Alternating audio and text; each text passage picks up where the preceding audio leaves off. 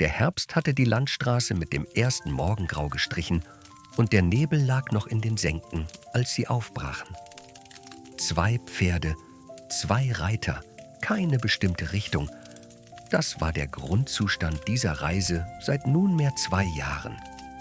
Der Königssohn ritt voraus. Nicht weit, nur einen halben Pferdelänge, wie immer. Lorenz ritt dahinter und schnallte im Reiten noch den letzten Riemen an seinem Gepäck fest. Sein Pferd, Falk, ein Grauschimmel mit der Angewohnheit, bei der Begrüßung kurz an der Schulter zu nibbeln, kannte diesen Tagesbeginn und trug ihn ruhig. Wohin heute? Geradeaus. Lorenz nickte.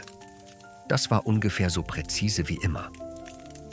Der Wald begann hinter der 3. Kurve und er begann nicht langsam. Die Bäume standen dicht, die Äste reichten auf die Straße, das Licht schmälerte sich auf Streifen. Der Morgennebel hier drin hatte die Qualität von etwas Gehaltenem, als würde er nicht aufsteigen, sondern warten. Lorenz klopfte Falk einmal am Hals, beiläufig, eine Geste, die für das Pferd war und für niemanden sonst. Die Stunden vergingen, wie Stunden in Wäldern vergehen, durch das Zählen von Astgabelungen, durch das Verschieben des Lichts. Der Königssohn ritt und schaute vor sich. Lorenz ritt und schaute nach allen Seiten. Irgendwann sagte Lorenz: „Wir sollten umkehren." Der Königssohn antwortete nicht sofort. Dann: „Warum?" Lorenz ließ eine Pause. Die Art von Pause, die sagte: „Du weißt genau warum. Wir haben uns verfahren." „Ich weiß." Der Prinz schien das für keine besonders dringende Information zu halten. „Wir finden etwas." Das war das Ende der Unterhaltung. Der Abend kam früher als erwartet. Der Wald fraß das Licht, bevor es sich verabschieden konnte. Der Königssohn hielt inne. Lorenz hielt inne. Dann ein Licht zwischen den Bäumen. Nicht weit. Warm, klein. Das Licht eines Fensters, das jemanden darin vermuten ließ. Lorenz schaute das Licht an, schaute den Königssohn an, sagte nichts. Der Königssohn schaute einmal zurück, in die Richtung, aus der sie gekommen waren, in den Wald, der jetzt dunkel war und keine Orientierung mehr bot. Dann schaute er nach vorne. Er ritt zum Licht. Das Mädchen kam den Waldweg entlang, die Schüssel mit Pilzen unter dem Arm, und sie sah die Reiter, bevor die Reiter sie sahen. Das war eine Gewohnheit, die man nach 7 Jahren lernte. Früher sehen, weniger überrascht sein. Sie kannte diesen Anblick. Fremde, die das Licht fanden. Das passierte öfter, als man annehmen würde. Das Haus war das einzige weit und breit. Und wenn jemand sich genug verfuhr, fand er irgendwann das Licht. Sie hatten dann immer dieselbe Haltung. Erleichtert, etwas müde vom Weg, die Schultern der Reiter etwas tiefer als am Morgen. Die Stiefmutter öffnete solchen Leuten die Tür. Das Mädchen trat auf den Weg. »Geht nicht hinein, klar«, sagte sie. Kein Flüstern, normale Stimme. Flüstern würde die Aufmerksamkeit der Stiefmutter am Herd eher wecken, als sprechen. »Meine Stiefmutter treibt böse Künste. Sie meint es nicht gut mit Fremden.« Der Königssohn hörte ihr zu. Er nickte, als würde er ihr für die Information danken. Dann ritt er trotzdem in Richtung Tür. Das Mädchen folgte ihnen. Innen saß die Alte am Herd, auf dem Lehnstuhl, die Hände auf den Knien. Die roten Augen der Menschen, die zu lange ins Feuer gestarrt haben. »Guten Abend«, sagte sie mit der Herzlichkeit von jemandem, der lange geübt hat, herzlich zu klingen. Sie blies die Kohlen an. Im kleinen Topf brodelte etwas, und das Brodeln hatte die Qualität eines Geräusches, das man kennt und lieber nicht kennen würde. Das Mädchen stellte den Pilzkorb in die Ecke und räumte ab, was es abzuräumen gab. Die Stiefmutter redete mit den Fremden, Sätze über das Wetter, über die Straße, über das Bett, das bereit sei. Die Stimme so gleichmäßig wie das Brodeln dahinter. Das Mädchen hatte diese Stimme 1000-mal gehört. Freundlich, und das andere lagen bei ihr so nah beieinander, nach 7 Jahren, dass es selbst manchmal nicht mehr sicher war, was es hörte. Das Mädchen blieb in der Nähe der Fremden. Während die Stiefmutter am Topf rührte, sagte es leise: »Esst und trinkt nichts.« Der Königssohn schaute kurz auf. Der Diener nickte einmal. Das war alles.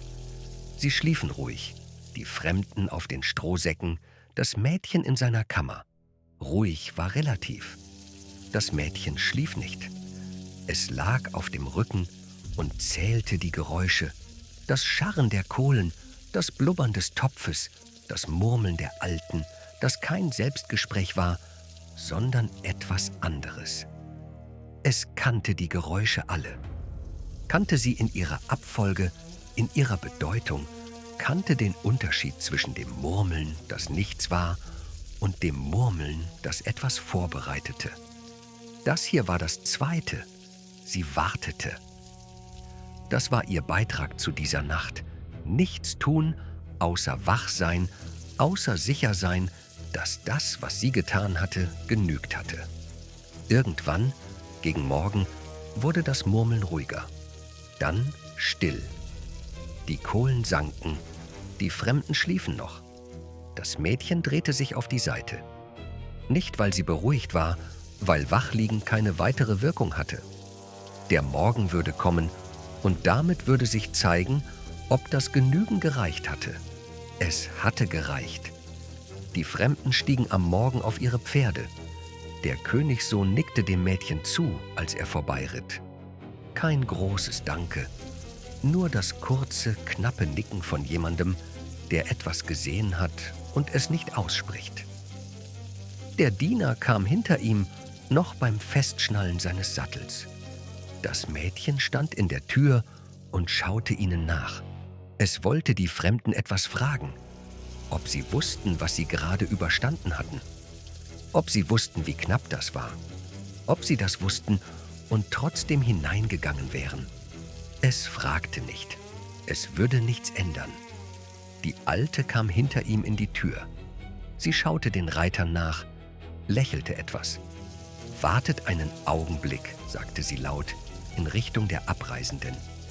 »Ich will euch erst einen Abschiedstrank reichen.« Sie verschwand zum Herd.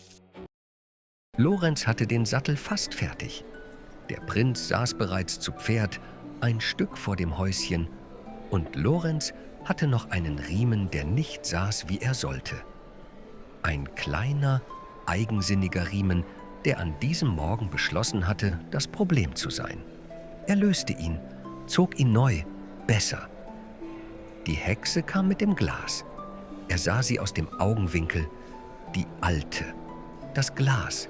Die Art ihres Kommens, die etwas Drängendes hatte unter der freundlichen Oberfläche. Sie wollte zum Prinzen, aber der Prinz ritt schon. Der Prinz war schon weg. »Das bring deinem Herrn«, sagte sie. In dem Moment sprang das Glas. Nicht aus seiner Hand. Das Glas selbst. Ein Sprung, als würde es platzen wollen. Und das Gift darin traf Falk an der Flanke. Nicht viel. Genug. Falk brach zusammen. Das war kein langsames Fallen. Das war das plötzliche Enden von etwas Lebendigem. Beine, die nachgaben, das Gewicht des Tieres, der dumpfe Aufprall, der Staub. Lorenz stand einen Atemzug lang still, dann lief er. Er lief zum Prinzen, berichtete, was er in 20 Worten berichten konnte. Der Prinz hörte zu, sein Gesicht machte nichts. Dann den Sattel holen. Das war kein Befehl, es war eine Feststellung. Der Sattel war teuer und verlässlich und Lorenz wusste das. Er lief zurück. Das Häuschen war still, die Alte nicht mehr zu sehen. Falk lag auf der Seite, die Flanke ruhig, keine Bewegung mehr. Lorenz legte eine Hand auf den Hals. Einmal kurz die Stelle hinter dem Ohr, wo das Tier am liebsten geklopft worden war. Dann nahm er den Sattel. Als er sich abwendete, saß der Rabe auf dem Pferd. Schwarz, groß, mit der vollständigen Konzentration von jemandem, der eine Mahlzeit gefunden hat. Er fraß, gleichmäßig, ohne Eile. Er wusste nicht, was er aß. Er wusste nichts über das Gift, nichts über die Hexe, Nichts über den Riemen, der zu lange gebraucht hatte, um zu sitzen. Er war einfach hungrig. Lorenz betrachtete ihn. Der Rabe fraß weiter. Hier war ein Tier, das in eine Kette geraten war, die es nie gesehen hatte. Nicht die Hexe, nicht das Glas, nicht Falk, nicht den Riemen.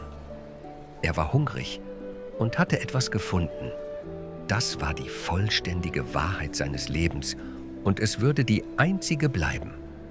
Dann tötete er den Raben und hängte ihn am Gürtel an.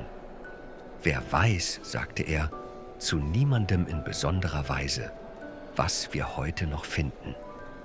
Er lief dem Prinzen nach, mit dem Sattel auf dem Rücken und dem Raben am Gürtel.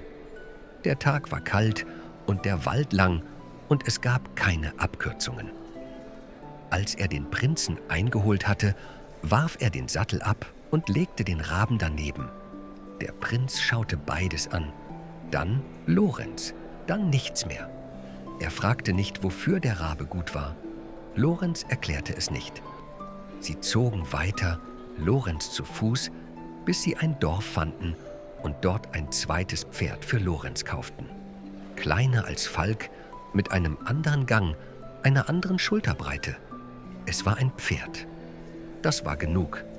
Den Raben behielt Lorenz am Gürtel. Das Wirtshaus fanden sie am Ende eines langen Tages und es hatte genau das Aussehen von etwas, das willkommen war. Lorenz gab dem Koch den Raben. »Zum Abendessen«, sagte er. Der Koch nickte, nahm den Raben und das war das Ende der Angelegenheit, aus Lorenz' Sicht. Er stellte keine weiteren Überlegungen an. Der Schankraum hatte zu wenig Gäste und zu viele Schatten. Das war eine Beobachtung, die der Königssohn machte, ohne sie auszusprechen. Zu viel Licht an den falschen Stellen und zu wenig da, wo Menschen sitzen würden, wenn sie einfach nur tranken. Die Wirtstochter war jung und hatte den Blick von jemandem, der gelernt hat, nichts zu sehen. Sie aßen, was kam, nicht den Raben, das kam als Suppe mit anderem, und gingen früh schlafen. Der Königssohn schlief nicht. Er lag in der Dunkelheit und wartete, ohne zu wissen, worauf. Das Zimmer roch nach Rauch und altem Schmalz. Das Bett knarzte bei jeder Bewegung, also lag er still. Durch das Fenster, das er einen Fingerbreit offen gelassen hatte, kam die Nachtluft herein. Heu, feuchte Erde, der Geruch eines Hofes, auf dem tagsüber Tiere gestanden hatten. Lorenz' Atemzüge aus der Ecke, gleichmäßig. Das Pferd unten im Stall. Er hatte es hineingebracht, bevor sie aßen, weil er entschieden hatte, dass Lorenz das so machen würde. Und Lorenz hatte es so gemacht. Das Haus hatte eine Stille, die zu groß war für seine Größe. Und irgendwann, nach Mitternacht vielleicht, kamen die Geräusche. Viele Männer, die leise sein wollten. Das klingt auf eine bestimmte Art. Das Schlurfen von Stiefeln, das Knarzen von Stühlen, das Murmeln, das kein Gespräch ist, sondern Koordination. Durch die Wand, gedämpft, aber da. Dann das Geräusch von Schüsseln, von Löffeln. Dann nichts mehr. Er wartete. Dann die lange Stille, die die Nacht füllt, wenn etwas Angefangenes nicht mehr weitergeht. Er wartete noch eine Weile. Dann schlief er ein. Am Morgen saßen die 12 Männer am Tisch. Sie saßen noch. Das war das Eigentümliche daran. Sie hatten die Haltung von Menschen, die gegessen haben und sich ausruhen. Vorgebeugt, die Arme auf dem Tisch, die Köpfe schwer. Als hätte die Suppe gut geschmeckt und der Schlaf danach schnell zugeschlagen. 12 Männer, der Wirt und noch jemand, zusammen über ihre Schüsseln. Der Königssohn stand eine Weile da. Er dachte an den Raben. Die Wirtstochter kam. Sie öffnete eine Tür, dann noch eine, dann alle Türen, die Türen zu Kammern und Truhen und Regalen. Voll mit dem, was ein Haus wie dieses anhäuft, wenn Gäste hineinkommen und nicht mehr hinausgehen. »Das gehört euch jetzt«, sagte sie. Der Königssohn schaute durch die Türen. Dann schüttelte er den Kopf. »Behaltet es.« Die Wirtstochter verstand das nicht. Sie stand in der offenen Tür und schaute ihm nach, als er und Lorenz aufstiegen und ritten. Lorenz drehte sich kurz um. Er nickte ihr einmal zu. Das war alles, was es dazu zu sagen gab. Die Stadt hatte einen Markt, der nach dem Herbst roch. Nasses Laub, Käse, nasser Stein. Die Frau an dem Stand mit den getrockneten Kräutern erklärte ihrer Nachbarin etwas und Lorenz, der vorbeiritt, fing das Ende davon auf. Das war der 9. Er blieb nicht stehen. Er ritt etwas langsamer. Die Frau? Jemand hatte der Prinzessin ein Rätsel gestellt und es nicht besser gemacht als die anderen 8. Auf dem Richtblock. Die Prinzessin war schön, sagten die Leute, und klug und hatte ihr eigenes Spiel erfunden. Bring mir ein Rätsel, das ich nicht lösen kann, und du kannst mich heiraten. Ich löse es und du verlierst deinen Kopf. 9 hatten gespielt, 9 hatten verloren. Lorenz holte den Prinzen ein und ritt schweigend eine Weile neben ihm. Ich habe es gehört, sagte der Königssohn. Lorenz sagte, wir sollten weiterreiten. Der Königssohn sagte, ich möchte sie sehen. Eine Pause, in der Lorenz nachgedacht hatte und keinen Ausweg gefunden hatte. Das sind 9 Männer, die das auch wollten. Der Königssohn schwieg. Das bedeutete, was es immer bedeutete. Er blieb. In der Schenke, später, saßen sie mit einem Krug Wein, den Lorenz kaum anrührte, weil er nachdachte. Er dachte an das Rätsel, das sie hatten. Nicht in Buchform, nicht in Worten, die aus einem Rätselbuch stammten, sondern in den Ereignissen der letzten 2 Tage. Ein Pferd, ein Rabe, 12 Männer, eine Kette, die niemand geplant hatte. Einer schlug keinen, sagte der Königssohn, in die Stille hinein, mit der Stimme von jemandem, der einen Gedanken laut ausprobiert. Und schlug doch 12. Lorenz ließ das einen Moment lang stehen. Dann sagte er, das werden Sie nicht lösen können. Nur einmal. Dann trank er. Das war das erste Mal, dass er so klang, als wäre ihm wichtig, wer gewann. Der Saal war hoch und kühl, mit langen Fenstern, durch die das Mittagslicht schräg fiel und Staubkörner sichtbar machte, die sonst niemand beachtete. Die Prinzessin stand am Ende des Saals und empfing den nächsten Bewerber mit der genauen Aufmerksamkeit, die sie jedem gab. Nicht mehr, nicht weniger. Sie kannte den Ablauf. Er würde treten. Er würde ein Rätsel aufgeben. Sie würde 3 Tage bekommen. In diesen 3 Tagen würde sie es lösen. Entweder aus Büchern oder aus Logik oder aus der Kombination von beidem, die ihr immer gereicht hatte. Dann war das Spiel beendet. Der Königssohn trat vor. Kein Aufwand mit der Haltung, kein Theater. Er schaute sie an. Nicht mit Begehren, nicht mit Einschüchterung. Nur Interesse. Als würde er etwas sehen wollen, das sich lohnte, angeschaut zu werden. Die Prinzessin kannte das Gefühl, angeschaut zu werden. Das hier war anders. »Wer bin ich?« fragte er nicht. Er sagte, »Was ist das? Einer schlug keinen und schlug doch 12.« Sie wartete. Er sagte nichts mehr. Das war das Erste. Er hatte kein mehr. Das Rätsel stand vollständig in einem Satz, ohne Ausschmückung, ohne Hinweis. Kein zusätzliches Wort, das ihr eine Richtung geben würde. Alle anderen hatten Rätsel gestellt, die sie in Wortkategorien einteilen konnte. Zeiträtsel, Naturphänomene, Zahlenspiele. Auf die hatte sie Antworten in Büchern gefunden. Dieses hier klang anders. Es klang wie etwas, das irgendwo wirklich passiert war. Ihre Hände, die lagen im Schoß, gefaltet, absolut still, so wie immer in diesem Saal, machten einen kleinen Ruck. Einen halben Finger breit. Den sah niemand außer ihr. 3 Tage, sagte sie. Das war die Regel, aber diesmal meinte sie es. Sie brauchte sie wirklich. Er nickte und verbeugte sich. Die kurze Verbeugung von jemandem, der diese Formalität anerkennt, ohne ihr zu viel Gewicht beizumessen. Dann trat er zurück, In ihren Gemächern zog sie die Bücher heran. Nicht, weil sie nervös war, das war sie nicht. Aus Methode. Sie begann beim offensichtlichsten. Zahlenrätsel. Einer schlug keinen, schlug doch 12. Einer kann keinen schlagen. Und 12? Das klang nach einem Werkzeug, das seinen Schaden falsch dosierte. Eine Schleuder, die verfehlte und trotzdem traf. Ein Blitz. Nichts stimmte. Sie blätterte. Naturphänomene. Schlug keinen Schall, Schatten, ein Licht. Nichts stimmte. Sie legte das Buch hin. Der erste Gedanke, der ihr kam. Und das war ungewöhnlich, weil ihre Gedanken normalerweise in die Richtung gingen: Wann löse ich das? War: Woher weiß er das? Das war eine andere Frage. Eine, die sie nicht aus Büchern beantworten konnte.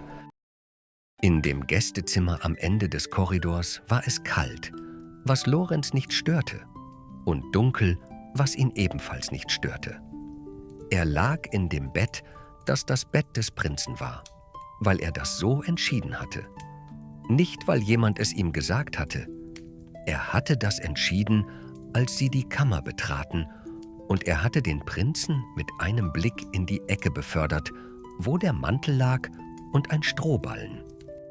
Der Prinz hatte geschaut, hatte nichts gesagt, hatte sich in die Ecke gelegt und fast sofort geschlafen. Das war die Sprache zwischen ihnen. Lorenz lag im Bett und schlief nicht. Er war so wach, wie er in seinem Leben je gewesen war. Nicht die Wachheit der Panik, sondern die Wachheit von jemandem, der auf etwas wartet und keine Energie dafür verschwendet, nicht zu warten. Die erste Nacht kam um Mitternacht. Die Magd. Sie öffnete die Tür so langsam, wie man eine Tür öffnet, wenn man glaubt, die Person dahinter schläft. Die kleinen Schritte, das Setzen neben das Bett, die leisen Fragen, leise, hoffend, in dem Ton von jemandem, der nicht erwartet zu antworten, sondern nur zu empfangen. Lorenz hörte ihre Fragen. Er lag still und hörte, wie sie fragte, und er hörte, wie verzweifelt sie war. Nicht für sich, für die Prinzessin. Das machte die Prinzessin für einen Moment zu etwas anderem als einer Spielmacherin, zu jemandem, der jemanden schickte, weil sie selbst nicht kam. Er riss ihr den Mantel weg. Sie rannte hinaus. Lorenz lag wieder im Bett. Die Nacht war still. Er faltete den Mantel und legte ihn ans Fußende. Die zweite Nacht brachte die Kammerjungfer. Andere Schritte, etwas sicherer. Sie hatte von der Magd gehört oder hatte es sich selbst gedacht, dass ein Versuch es wert sei. Sie öffnete die Tür schneller. Sie setzte sich ans Bett. Lorenz war schneller diesmal. Den Mantel. Hinaus. Die Tür zu. Er legte sich wieder, faltete den zweiten Mantel zum ersten. Sorgfältig, weil das die einzige Beschäftigung war, die ihm gerade zur Verfügung stand. Am Morgen nach der zweiten Nacht legte er die beiden Mäntel auf den Tisch. Der Prinz schaute sie an, schaute Lorenz an. Und morgen? Lorenz schaute ihn an. Morgen bist du das selbst. Das klang streng. Das war es nicht. Das war das Gegenteil von streng. Das war Vertrauen, ausgesprochen von jemandem, der keine anderen Wörter dafür hatte. Der Prinz nickte. Lorenz sammelte die Mäntel auf und verwahrte sie. Die Prinzessin schlug den grauen Mantel um. Den Mantel ihrer Mutter. Der Nebelmantel, grau und weich, der nach Zedernholz roch, weil ihre Mutter ihn immer mit Zedernholz eingelegt hatte. Das war das Einzige an dem Mantel, das rational nicht erklärbar war, dass er noch roch nach all den Jahren, nach allem, was darüber weggegangen war. Die Prinzessin trug diesen Mantel nicht in der Öffentlichkeit. Sie trug ihn nachts, allein wenn die Formalität abfiel. Heute Nacht trug sie ihn als Schutz, als Tarnung. Der Korridor war still, keine Wachen, die hatte sie fortgeschickt, mit der Begründung, die keine Begründung war, weil niemand von ihr verlangte, eine zu liefern. Die Tür am Ende des Korridors, dahinter der Schlafende. Sie öffnete die Tür. Das Zimmer war dunkel, bis auf das Mondlicht, das schräg durch das kleine Fenster fiel und einen Streifen über den Boden zog. Das Bett stand an der Wand. Die Gestalt darin bewegte sich nicht. Sie setzte sich auf den Stuhl neben dem Bett, legte die Hände in den Schoß, wartete, bis das Schweigen sich gesetzt hatte. Dann fragte sie: »Einer schlug keinen. Was ist das?« Die Stimme aus dem Bett war nicht schläfrig. Sie war vollständig wach. »Ein Rabe«, sagte der Königssohn, »der von einem toten und vergifteten Pferde fraß und davon starb.« Die Hände der Prinzessin. Sie hörten auf, sich zu bewegen. Das war die Geste, die niemand sah außer ihr. Wenn etwas sie überraschte, bewegten die Hände sich immer einen halben Moment früher als das Gesicht. Jetzt bewegten sie sich gar nicht. Er war wach. Er war von Anfang an wach gewesen. Sie hatte zu einer wachen Person gesprochen. Sie fragte weiter, weil das der einzige Weg nach vorne war. »Und schlug doch 12. Was ist das?« »Das sind 12 Mörder«, sagte er, mit der Sachlichkeit von jemandem, der eine Tatsache mitteilt, die den Raben verzehrten und daran starben. Stille. Sie hatte die Antwort. Die vollständige Antwort, klar und ohne Lücken. Eine Antwort, die aus Büchern nicht zu holen gewesen wäre, weil sie aus einer Erfahrung stammte, die nur einer haben konnte. Der dabei gewesen war. Ein vergiftetes Pferd. Ein Rabe. 12 Mörder. Die Kette. Glied für Glied. Vollständig. Sie verstand jetzt, warum sie es nicht hatte lösen können. Nicht, weil sie nicht klug genug war, weil kein Buch das enthält, was wirklich passiert ist. Die Prinzessin stand auf. Sie wollte gehen, bevor das noch etwas anderes wurde als das, was es war. Seine Hand hielt den Mantel fest, nicht fest, nur fest genug. Eine Hand, die den Stoff hielt, und dahinter die Tatsache, dass er wach war und wusste, was er tat, und es trotzdem so machte, dass sie die Wahl hatte. Sie ließ den Mantel los. Der Stoff fiel zurück auf das Bett. Sie stand ohne ihn. Den Mantel ihrer Mutter, den Zedernholzmantel, den Mantel, den sie nie jemanden sehen ließ. Der lag jetzt auf dem Bett eines Fremden. Sie ging. Der Korridor war kalt. Sie hatte nicht gedacht, dass es auffallen würde. Der fehlende Stoff, die fehlende Wärme. Es fiel auf. Sie ging den Korridor entlang in der Kälte, und die Schritte machten das Geräusch ihrer eigenen Schritte. Noch vor dem Morgengrauen trat der Königssohn in die Kammer, wo Lorenz lag. Er legte den Mantel auf den Tisch. Lorenz schlug ein Auge auf, sah den Mantel und schlug es wieder zu. Das war alles, was es zu sagen gab. Die 12 Richter saßen an ihrem Tisch und die Prinzessin stand vor ihnen. Sie sprach das Rätsel aus. Sie gab die Antwort. Vollständig, korrekt, präzise. Einer schlug keinen. Ein Rabe, der von einem vergifteten Pferd fraß und starb. Schlug doch 12.